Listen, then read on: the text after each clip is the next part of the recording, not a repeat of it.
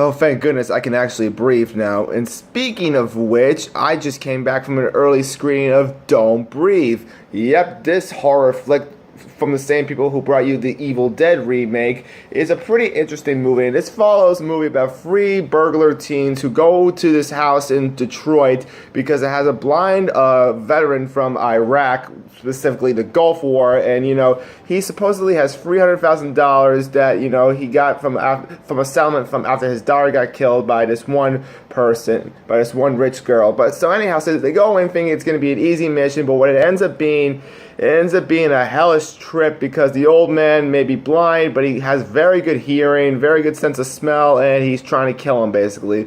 And now what they're trying to do is escape. What I really love about Don't Breathe is that it's not a jump scare mess. Like, unlike a movie like Lights Out, which was heavily dependent on jump scares, what they do instead in this movie, they really use the atmosphere of the house and the surroundings to really bring out the horror. And I think that is absolutely genius, especially this one scene in the basement when the lights go out and when they are simulating what it's like for the army veteran to be where you can't see anything. That I think is absolutely genius. Stephen Lane as the veteran is absolutely great. Like, his strength, his gruffness is a reason why he should play Cable in Deadpool 2 instead of Liam Neeson. But anyhow, that's a different issue. Yeah, the teen actors I should say the actors who play the teens in this movie are pretty good too. They really capture, what it's like to be a scared teenager, and they don't do it. They do it without yelling and screaming like idiots. Oh my goodness. There's a reason why I don't watch many horror movies. It's because of that kind of cliche.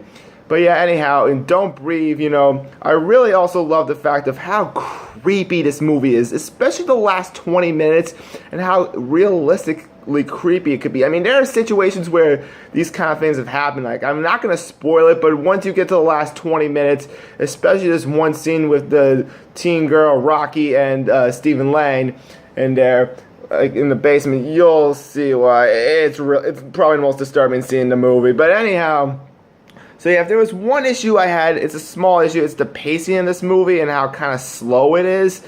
But then again, it's a horror movie, so it's like an hour and 28 minutes. And I guess it's supposed to immerse you in how scary it is. And I can understand why they do it.